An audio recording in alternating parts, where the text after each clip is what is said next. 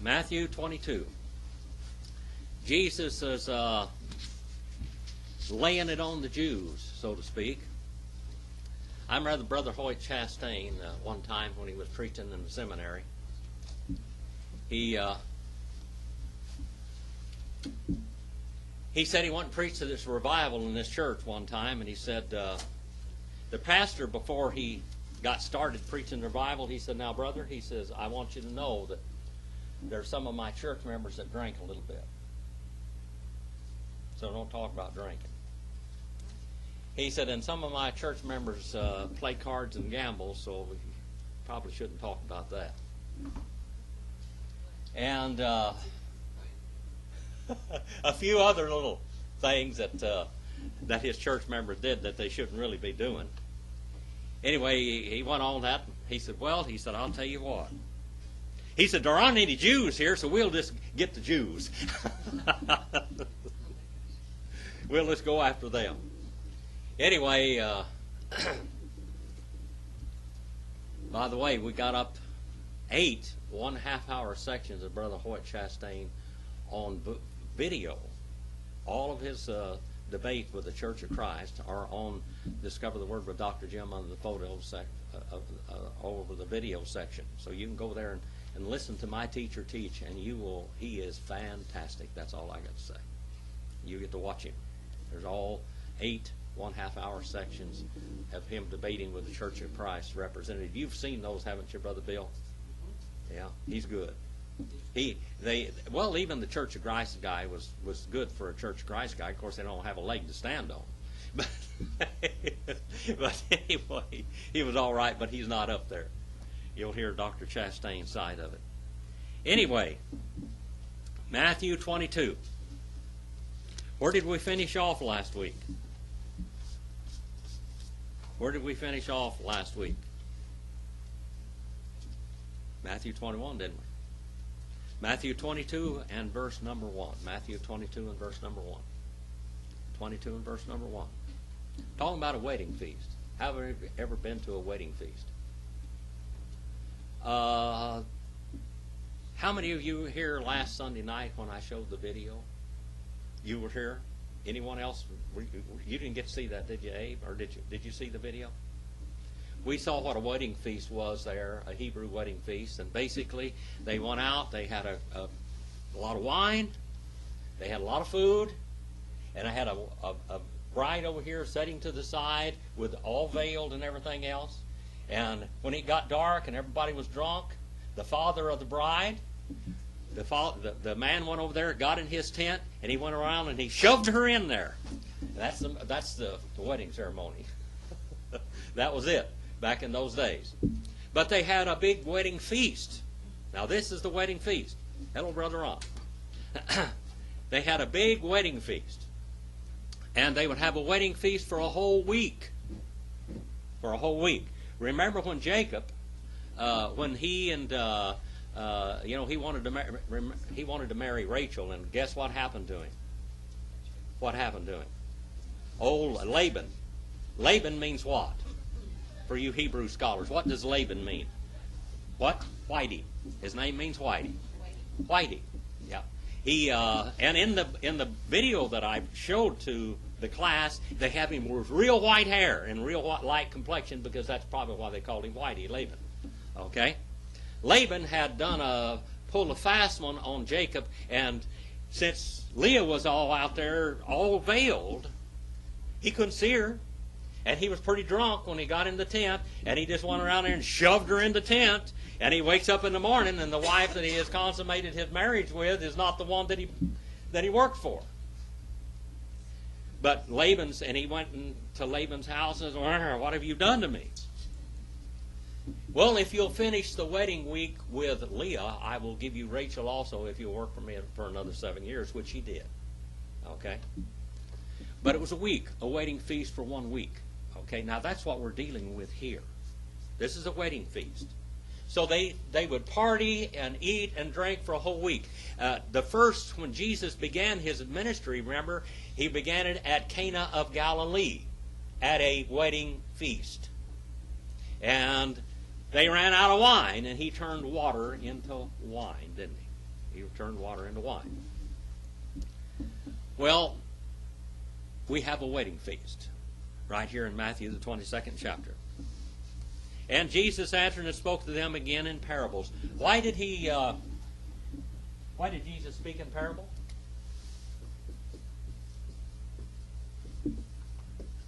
There is the word right there. That's where it comes from in Greek. What does it mean? Para means beside, and balo means to throw beside. Parable means something you throw beside. And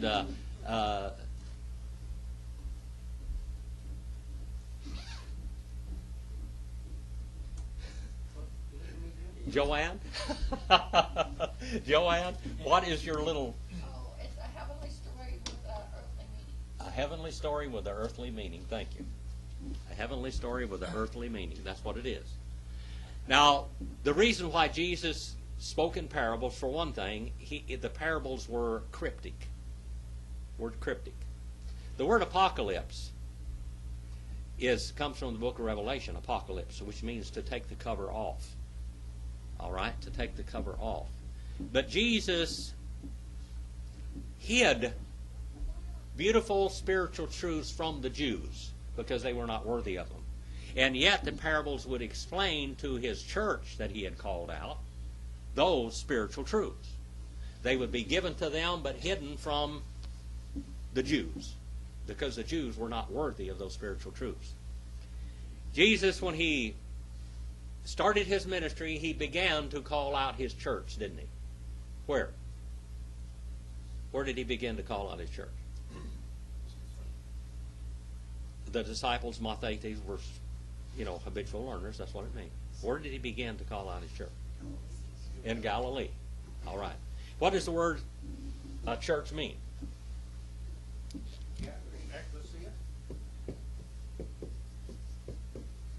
There it is. Ek and kalio means one's called out. So where did Jesus begin to call out his church? Beside the Sea of Galilee. All right. They'd already been baptized, hadn't they? Hadn't they? These people already been baptized? Sure. John the Baptist had baptized them. He was a forerunner of the Messiah to come. He was the Elijah. Jesus said he was the Elijah. Surely he had already come. Elijah had already come. All right. So now we have a parable. The parable of the wedding feast. 22, 1 through 14, actually. The kingdom of heaven may be compared to a king who gave a wedding feast for his who? His son. Now he just got through talking about. Remember that he turned the tables on these Pharisees and Sadducees and the high priest and the whole bunch of them. The Sanhedrin basically was represented here. He told them that there was a landowner that sent his heir, his son. And what did they do to his messengers and everything? They beat him, killed some of them. And then when they saw the son, they said, aha, we'll murder him and take his inheritance. And they were real mad because they thought that he was talking about them. Okay. Now he's telling another parable. He's coming at them at all different kind of angles, every angle that he could come at them. All right. And explaining this to us today and to his church then, and the Pharisees and the Sadducees and the Levites and the high priest. And what was the church? What were the county clerks called? What were the county clerks called? What were the county clerks? What? The scribes. All of these were involved here now. All of these officials, the public officials of Judaism, they were all involved. Now he sent out his slaves, this king did, to call those who had been invited to the wedding feast and they were unwilling to come. Now I'm going to tell you something. Israel is not God's bride. Okay? Period. She will never be the bride of God. Israel will never be God's bride. She will never be God's wife. Never. His bride and his wife. She'll never be. She cheated on him. Huh? She cheated on him. He divorced her. God got a divorce. He called out Israel to be his bride, and she was unfaithful, and he put her away forever. Period. But in the end times, right now, Israel is living in open rebellion against God today. The tribulation period coming on this earth is to bring Israel back to God, but not as a bride. I want you to understand, she's never going to be the bride. Israel's not going to be the bride. Who is the bride? The church. And guess what? We live in the church age. You have an opportunity to be in the bride today. You have an opportunity to be in the bride today. We live in the church age. Israel, God knew Israel had always been unfaithful. They had been unfaithful. You know, when he made his triumph, we talked about the triumphal entry into Jerusalem. When he went into Jerusalem and made his triumphal entry, he basically set Israel aside. And he said, you are debunked, you are bankrupt, no more. You have no more decisions. I am the king. And he did. He took it over. Yes. Isn't he going to basically bring back the faithful of Israel into his life after the tribulation? When they realized the mess up, Jesus was the Messiah after that? I don't believe so. Okay. The bride is made up of those faithful people in the God's churches today. Those people back there can be guests. We know that Israel, the 12 tribes, 12 pillars, whatever, the foundation stones and all of this kind of stuff. But there are different places. Of course, now, this is your first class here, okay? We have talked about different places in the economy of God. Israel will have a place for 1,000 years. They will live administrators of God's kingdom on this earth for 1,000 years. Okay? That's not the bride. Bride won't have anything to do with that. Bride's going to be looking down on that. So this 7-year tribulation period is going to be the waiting week. This is Daniel's week. Okay? This is the waiting week that the Lord will be celebrating with his bride in heaven. Okay? Up in New Jerusalem. Okay, so let's go on a little further now. They were unwilling to come. Israel was unwilling to even be a guest at God's wedding. There will be many guests at the wedding, won't there? But who is the bride? The church. Okay? There are different players. Are there guests at the wedding? Who are the guests? I think some of the patriarchs will be guests that will sit down at the table with Abraham, Isaac, and Jacob and all these things. We're going to see a lot of this. But there are different places. We live in an extremely rare time in God's eternity, in God's economy of plan. We live in a time that we can be part of that bride which is in juxtaposition with the Lord. This is rare. Not Abraham. Abraham was important, wasn't he? All the foundation we have was from Abraham, isn't it? Okay? And then he sent out his slaves, his servants, to call those who had been invited to the wedding feast, and they were unwilling to come. And again he sent out other slaves, saying, tell those who have been invited, behold, I prepared my dinner, and my oxen, and my fattened livestock, and all are butchered, and everything is ready, and come to the wedding feast. They didn't have refrigeration back then, people. You got everything ready, and you butchered them, and you began cooking them, and it took hours and hours and hours to cook these things. Now the food is on the fire. Okay? Now, Israel could have been a guest at the wedding. They could have been a guest at the wedding. Who are some of those servants that God sent out to call Israel and tell the Lord is coming. My son is coming. The heir is coming. He's going to come. Jeremiah, Isaiah, David even, John the Baptist. They were all servants. But what did he? They ignored the servants, didn't they? Micah, Malachi. The last book in the Old Testament is the book of Malachi. And right off the bat, in the book of Malachi, what did it say? How does the book of Malachi begin? Who was squatting on the throne of Israel when Jesus came? Herod, a descendant of Esau. The first thing the book of Malachi says that I hate Esau. Right off. I hate Esau. Isn't that funny that that would be the last book in the Old Testament, and that the descendant of Esau would be on the throne of Israel when the Messiah, Son, came? When Jehovah would walk the face of his earth? That the descendant of Esau would be there, and that's God's last message. Okay? Again he sent out slaves, saying, tell those who have been invited, behold, I have prepared my dinner, and my oxen and my fatted livestock are all butchered, and everything is ready. Come to the wedding feast. But they paid no attention. They went their way, and one to his own farm, and other to his business, and the rest seized his slaves and mistreated them and killed them. Who's this talking about? The whole history of Israel. The whole history of Israel. They already threw their chance away of being the bride. It's done. Okay? But now, they could have been guests at the wedding. Not the bride, but guests at the wedding. Number 7. But the king was enraged.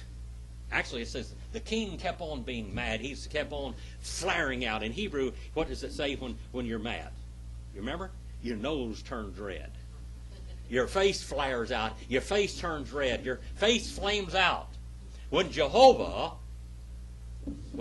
confronted Cain in the book of Genesis, it says Cain's nose was red. His face was flaring out, flaming red with heat and with anger. He said, why don't you want to do good? Why didn't he want to do good? Because he was dead set on murder. Israel was dead set on murder.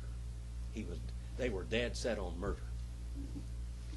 The king kept on being enraged, and he sent his armies and destroyed those murderers and set their city on fire. How many times has the city of Jerusalem been destroyed through history?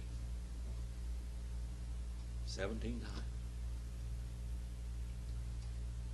When Jesus stood over there from the mount, looking over to Jerusalem from the Mount of Olives, he said, oh, Jerusalem, how many times would I have called you like a mother hen with her baby chickens? I clucked, but you would not come. I said, but you did not come. And I said, I'm going to hold you accountable. I'm going to hold you accountable. Not many days from now, there will not be one stone left upon another in that city. And you will suffer for what you've done.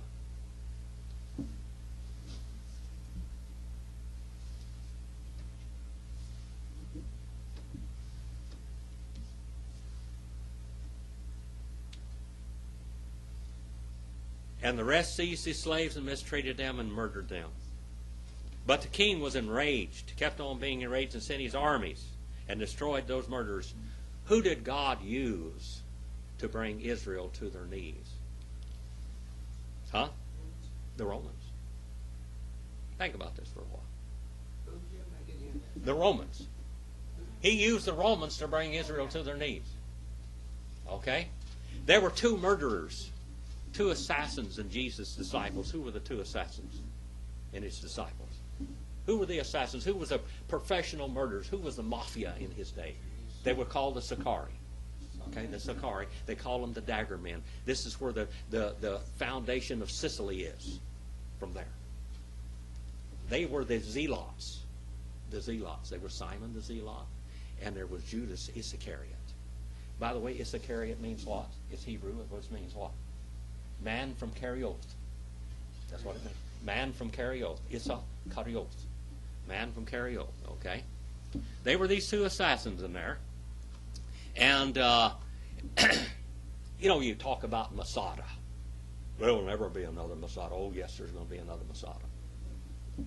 You know why all those people were killed on Masada? Because they were out sticking the dagger up in the pit of these Roman soldiers' stomachs. They slip up and kill them. The old Sicilian banquets, they'd come in there with their long coats on and their hats, and they'd take this sharp knife, and they would mark somebody for assassin. They would have this big banquet, and they'd slip up there, and they'd slip that dagger out and stick it right up into his heart and twist it and pull it out and walk out. That's what they were doing back then in Jesus' time. Okay. They hid out up there on Masada. And they were slipping out and they were killing Roman soldiers. Roman soldiers. The 10th Roman Legion camped all the way around there, and they're going to kill all these rascals. They said some of the S&Es even joined that group. Okay? They wiped them out. And then they ended up using that sharp knife on each other in there, remember? They weren't going to let those Roman soldiers kill them, so they killed each other with their assassins' knives. That's the other side of the story. That's the truth of the subject. Israel will have another Messiah. But the only thing that will save them is Jehovah himself. He's going to bring them to their knees. Now he says here, let's look at this.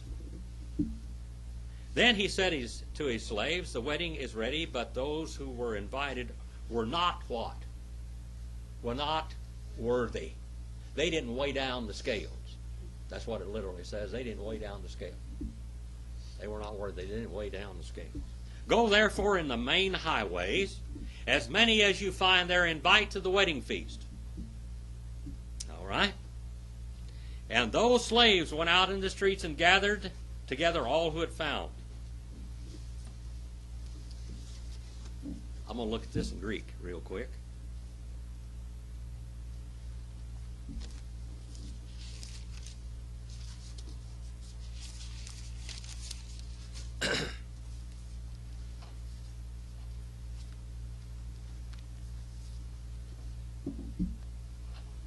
They were not worthy in verse 8 and verse 9.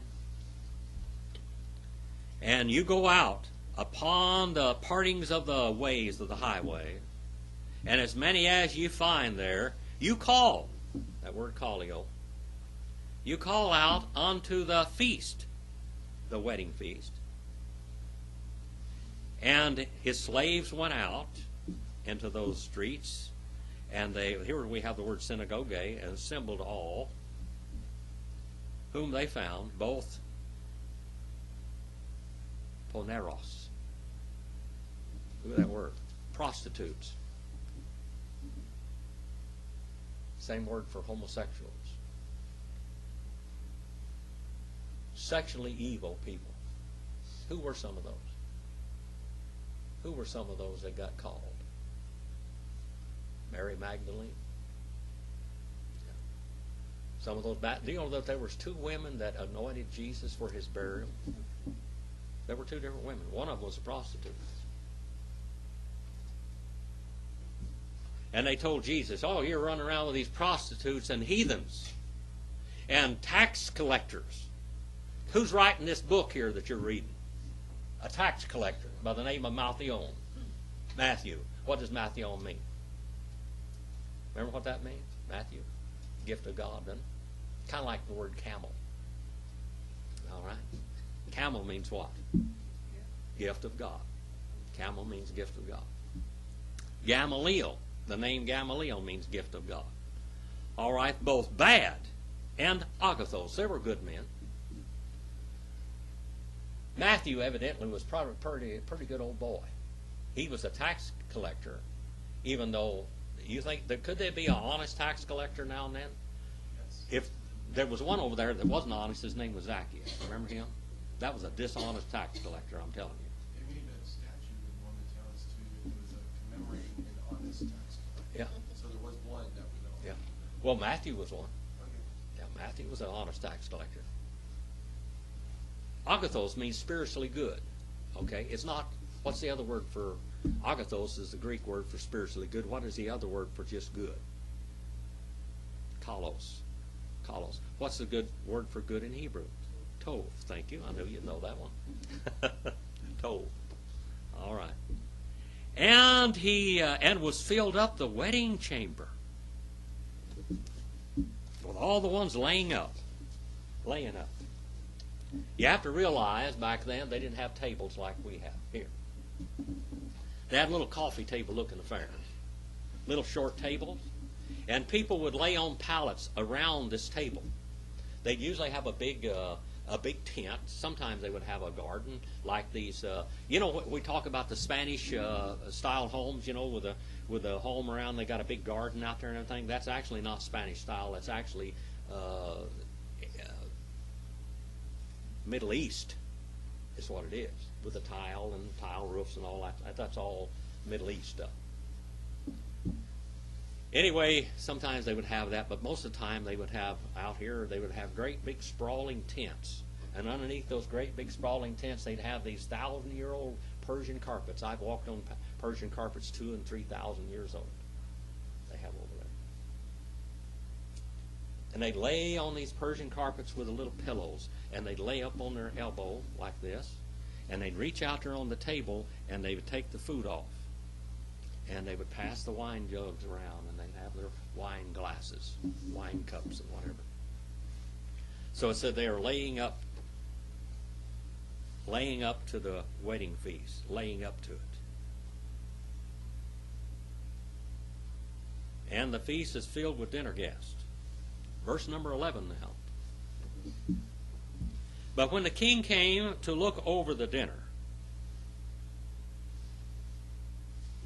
this is the king is the son's father. The father has invited everybody to the wedding feast. And the son is the one to get married. Okay? And he saw there a man not dressed in wedding clothes. Man wasn't dressed in wedding clothes. You put your best clothes on. You didn't go in rags, people. You go to a wedding, you put your best threads on. Your best clothes. Put on your best. I remember Brother Madden. He said he went down to South America. Costa Rica and different places down there. He had a missionary down there. And I think it was Costa Rica. And he went down there and visited them. And the people, when they went to church, they'd stay all day long, want to hear somebody preaching all day long. They wanted to be preached to all day. And they'd have big dinners and everything else, and everybody wore their best clothes, and they were clean. They might only wear a breechcloth in the daytime out there in their everyday running around out there in the sticks or whatever, but they wore their best clothes here. They had their best clothes on. Now, they were expected to wear their best clothes. Expected to wear their best clothes. Okay? It was mandatory. Have you ever gone into any place where you had to wear a tie? Tuxedo? Yeah. You don't get in there otherwise. You don't get there. You don't have a tuxedo. You don't walk through the door. That's the way the wedding feast was. You better be dressed up right. Because if you're not dressed up right, what is it? It is an insult to the father of the feast. An insult. And verse number 12. And he said to him, friend, how did you come in here without wedding clothes? Why did you come in here? How did you get in here without wedding clothes on? How come you don't have a garment? We're not talking about, this is not the bride. We're not talking about being the bride. We're talking about a guest at the wedding. How did you slip in? How did you come in the back door? Did you slip under the edge of the tent? Did you crawl through an open window? What happened here? How did you get here? A lot of people in the world, we're not talking about the bride. We're talking about guests at the wedding. A lot of people have tried to get into the kingdom of God by usurping it. Remember, we talked here a while back about the kingdom of God suffered violence after John the Baptist came. The kingdom of God suffered violence. And boy, I mean to tell you what, it has suffered violence. All the way down to the dark ages. we see the evolution of the Catholic Church and how she got into power and how that she wrangled and killed and murdered between 50 and 100 million. I didn't make a mistake there. The Catholic Church murdered between 50 and 100 million Christians. That's a lot of people. Between 50 and 100 million. Wrangling and wrestling and grabbing the kingdom of God by violence. It didn't do them any good because they're not invited to the wedding. They're not even invited. They don't get to even go. Okay? Why did you get here without wedding clothes on? And it says, and he kept on being speechless. He didn't have anything to say. How can you answer that? Verse number 13. Then the king said to his servants, bind him hand and foot and cast him into outer darkness. Well, there's a lot of explanations of what outer darkness is.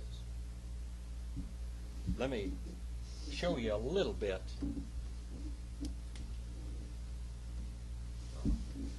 There's mine.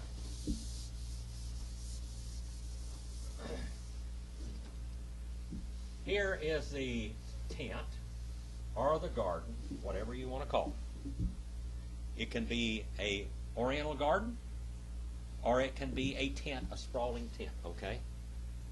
And around it is usually a fence. A fence. And a gate. And out in anywhere over there in the Middle East, if you have gated communities here. Bill, do you live in a gated community? No. Oh, you don't live in... More like a prison. Oh, more like a prison? Okay. Gated communities. I'm doing life. Doing life, huh? A gated community. It has a wall all around it to keep the thugs out, okay? A wall all around it, and you have gates. And they close the gates at nighttime. And you have to have a combination to get into them. Well, it happened like that back then also. They had big, tall walls. And you know what they put on the walls? Natural razor wire. You know what razor wire is? That's the stuff they put up on these prisons. Back then, they would plant these these thorn bushes, and they grow over the walls. And even a sheepfold, they would have rocks around it, and they'd plant these thorns all over it so something couldn't go through the thorns. I mean, if you're going to go over those thorns, they really hurt. Animals or men. Period. And in a sheepfold, the shepherd would lay in the door. So anything that got in that sheepfold had to go through the shepherd. Okay? Well, they had guards here. They were guards. They would shut the gate and they'd have guards. Well, right here, and then out here, during a wedding feast, they would take the fling. You know what the fling is? How many of you ever cook steaks? And there would be a bad piece of the steak, you got it cooked out there, and then you cut it off, and here, Rover, that's the fling. They would take the bad pieces of meat or the burnt edges of the bread or whatever, and they would take it and put it in a bucket and throw it over the wall. And out here were wild dogs and stuff. All around here. Wild animals. And the wild animals would be fighting over the fling. But sometimes they would have puppies. The house puppies. The house dogs. The little chihuahuas and whatever you want to call them. Little lap dogs. They'd have them. And sometimes they'd throw the fling to the puppies in the garden area. And that's what the woman said to Jesus that time, remember? But the master throws the fling to the puppies. Scraps to the puppies. All right. Well, out here is called. In here, this is all lighted. They have lamps all through here, and out here, this is called outer darkness. Outside of the wedding feast, outer darkness. Some people say this outer darkness is not hell, but it's just outside. And people will be mourning and crying and gnashing their teeth outside of the wedding feast because they wish they had come And maybe those are the ones that are the ditch diggers in heaven because they wouldn't serve the Lord here.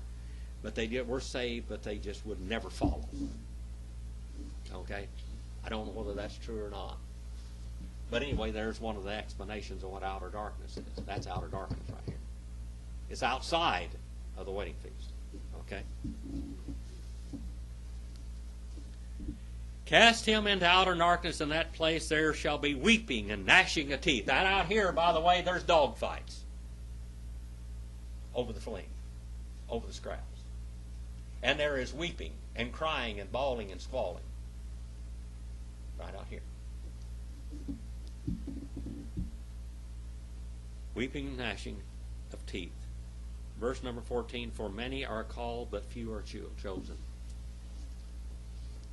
Many, God has called all men to salvation, hasn't He? The atonement of Jesus Christ is sufficient for all men. Jesus Christ's blood is sufficient to save every man that's ever been born on the earth. Jesus Christ died for all man. Now your hyper-Calvinists, your super-lapsarians will say He only died for the elect. Well, I will tell you this, that the atonement is only efficacious to the elect. It's sure not going to cover the ones that are lost. It's not going to. There has to be repentance and call upon the Lord to be saved. God's not going to save anybody outside of their will, their volition. Number 15, tribute to Caesar. Are you enjoying these things? This is all right. I'm not going so slow as I do when I teach Greek. When I go through, I'm teaching 1 Corinthians. Sometimes we only get 3 or 4 verses in a whole class in an hour. You're getting a little more than that. But I'm throwing a little Greek at you too, so you'll understand what's going on. And the Pharisees went and counseled together how that they might trap him. They might trip him up. There's a word in Hebrew for little children. The tripping ones. The stumbling ones. Do you remember when Sarah was stumbling along when she first learned how to walk, and she was stumbling here and stumbling there? They stumble here and they stumble there. Sister, you remember when your little children were stumbling here and stumbling there? Taking little baby steps. Stumbling. What's that? My kid's 21, he's still stumbling. That's good, yeah. I'm still stumbling also. We all stumble a little bit, don't we?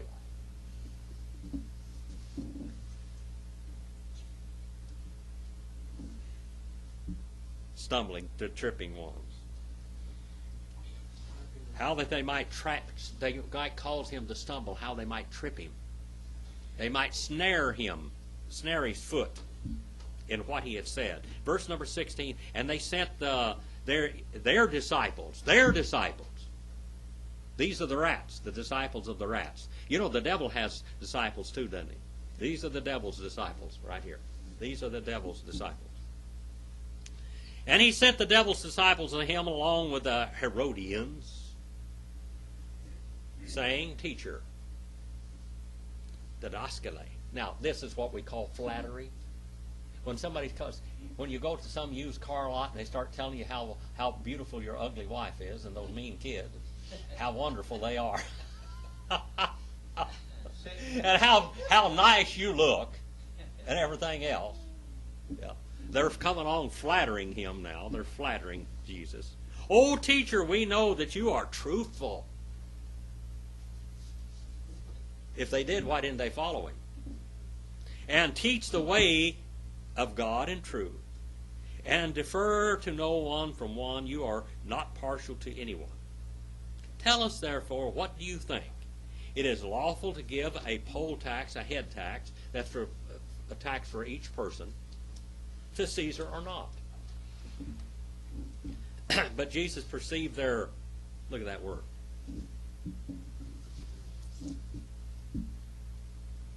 Look at that. But Jesus perceived their. Number 18. But having known to Jesus the ponerion, the wickedness, the practiced evil, the twisted minds. That's the word porneria. This is the same word for prostitution, the same word for homosexuality, all of that. Twisted evil.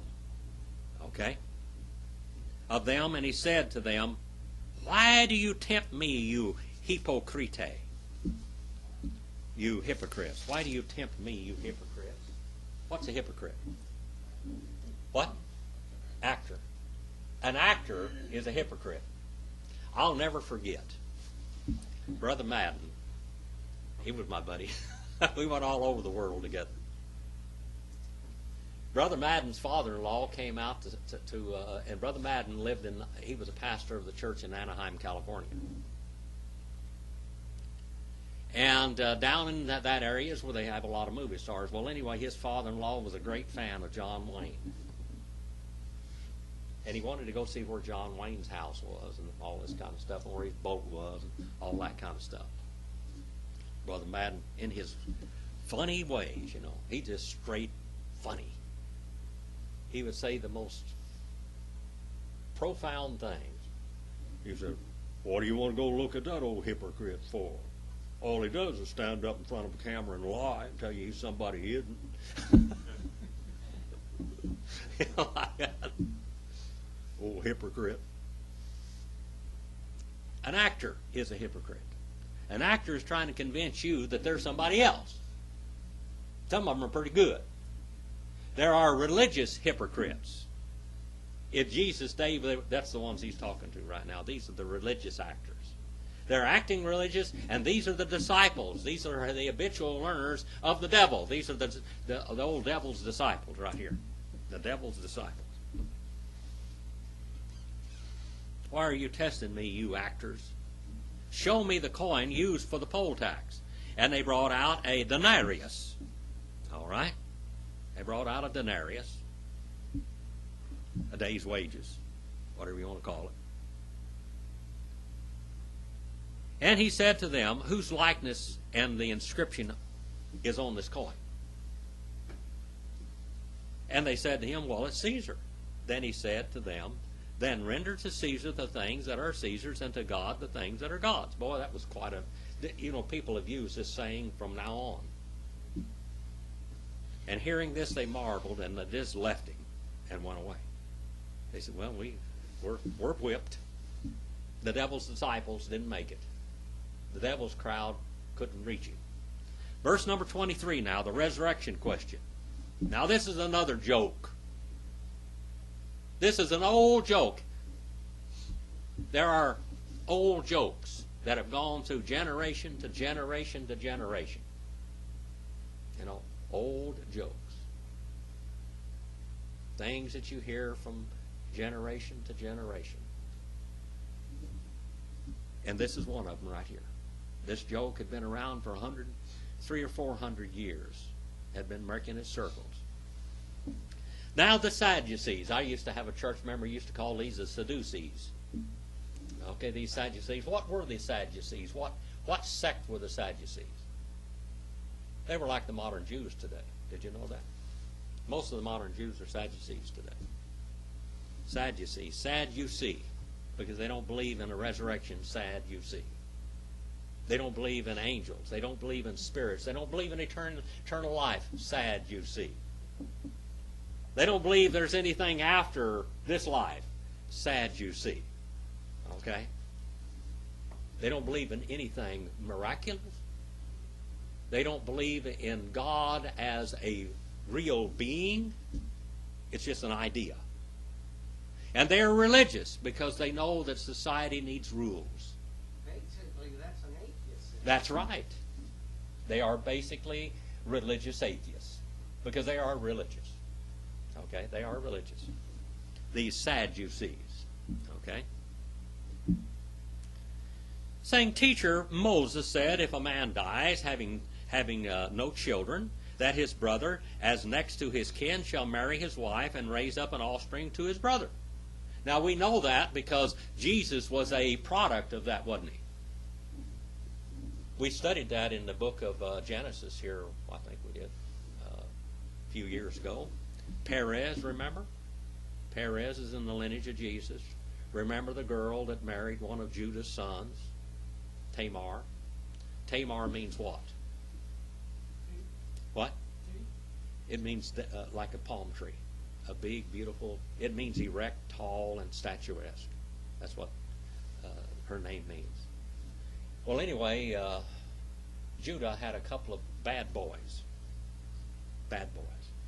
And he married this beautiful girl named Tamar, and God killed him. And then the next one was supposed to marry him, and he did something wrong, and God killed him. They had another one. And Judah wasn't going to give her to him because he's afraid he's going to die. Maybe there's something wrong with this woman, you know. Why? God's killing all my boys, you know. Last one he had. So she dressed up like a prostitute on the highway, and Judah pays her to have sex with him. And she gets pregnant. She has twins. And that's where the Messiah comes from, through Judah. The line of the tribe of Judah is through Tamar. Okay? This is the story. That's the application of it there. 25. Now there were 7 brothers with us, and the first married and died. Now remember, the Sadducees don't believe in what? The resurrection. They don't believe in eternal life. They don't believe in anything. So this is nothing but a lie. And this is a joke that the Sadducees have been telling for years, because they don't believe in any of this. And they think Jesus is dumb enough not to have heard the joke. Okay? But they're going to tell him the joke anyway.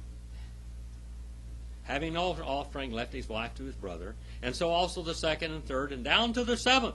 And at last of all, the woman died. In the Anastasia, in the resurrection, in the standing again, did they believe in the resurrection? No. This is a joke. They don't believe in the resurrection at all.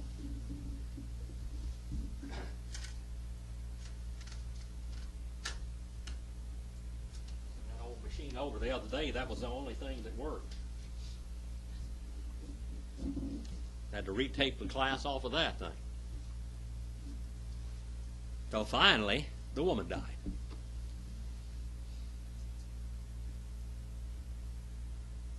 Verse number 28. And in the resurrection, therefore, whose wife of the 7 shall she be? For they all had her. Now the Sadducees don't believe in the resurrection, remember. They don't believe in anything they're saying. This is a joke. Now Jesus turns the tables on this bunch. But Jesus answered and said to them, you are mistaken.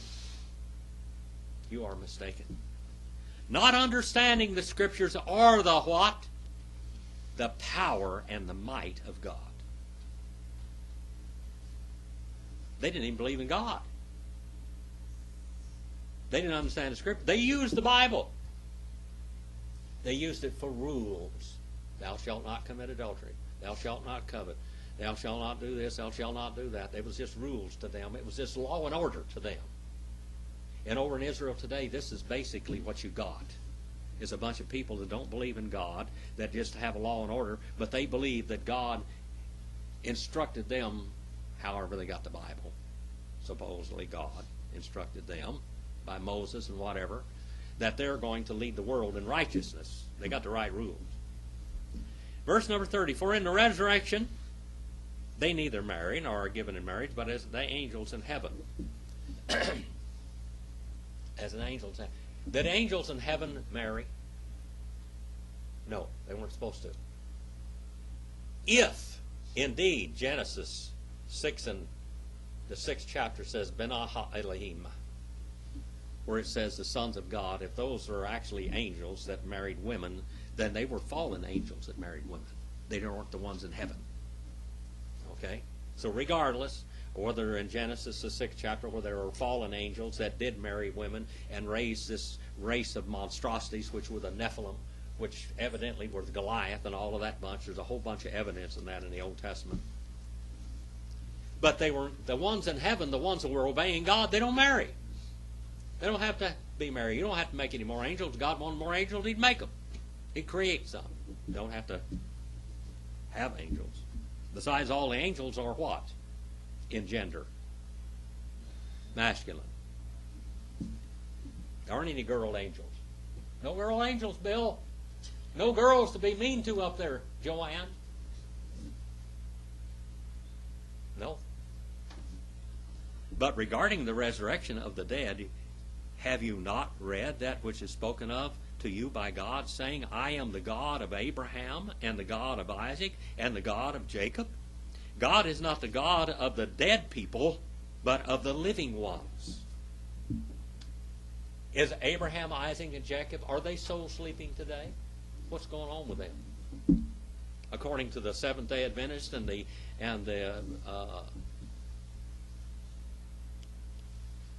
Jehovah's Witnesses, Garner Ted Armstrong and his Worldwide Church of God, and Herbert Armstrong and all that bunch, they believe that all of those people are asleep, soul sleeping, and they won't wake up until the resurrection.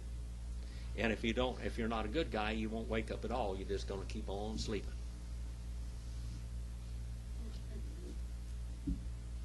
Well, he said he's not the God of the dead, but of the living ones. They're alive today. They are conscious.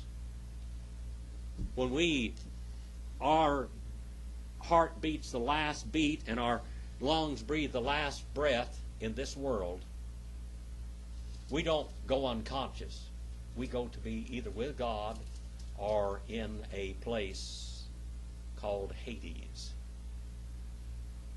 or Sheol, the place of the departed spirits. And when the multitudes heard this, they were astonished at his teaching. Verse number 34. But when the Pharisees heard this, they had put the Sadducees to silence. They gathered themselves together. See, one bunch after the other, they're all hypocrites. All hypocrites. And one of them, a lawyer. What is a lawyer now? That's a man that studies the law. He's one of the scribes, one of the lawyers. He's one of the men on the Sanhedrin court. And he asked him a question, testing him. Teacher, which is a great commandment in the law? And he said to him, you shall love the Lord your God with all your heart, with all your soul, and with all your mind. And this is the great and the foremost commandment. And the second is like it. You shall love your neighbor as yourself. And on these two commandments depend the whole law and the prophets. This is what we call the golden rule, by the way. This is the old golden rule. Now, while the Pharisees, do you see how these snakes around? Jesus is in a snake pit. And these snakes are hissing from every direction. He's like in a dog pit with dogs all around him, snapping at his heels in every direction. And they're all the devil's bunch.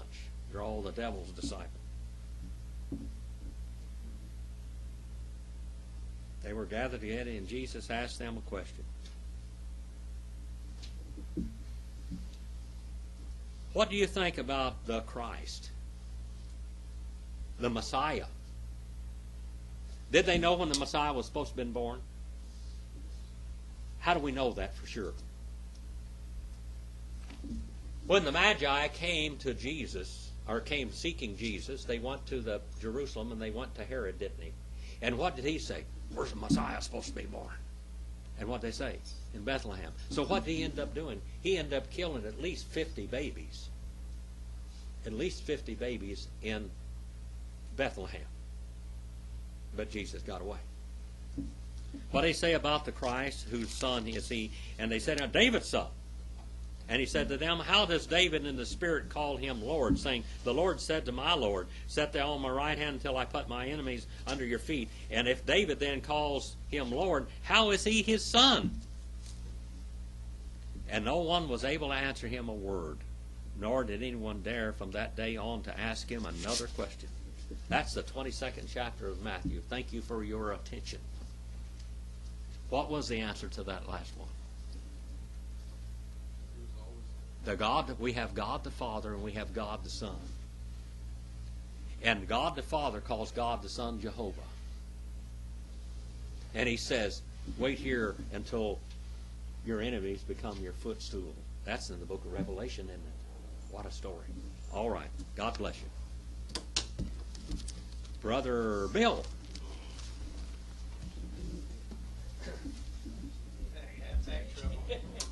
Joanne's got too many honeydews. I ain't been able to slip out early enough. men's Bible study group on Samson, the baddest dude in the Bible.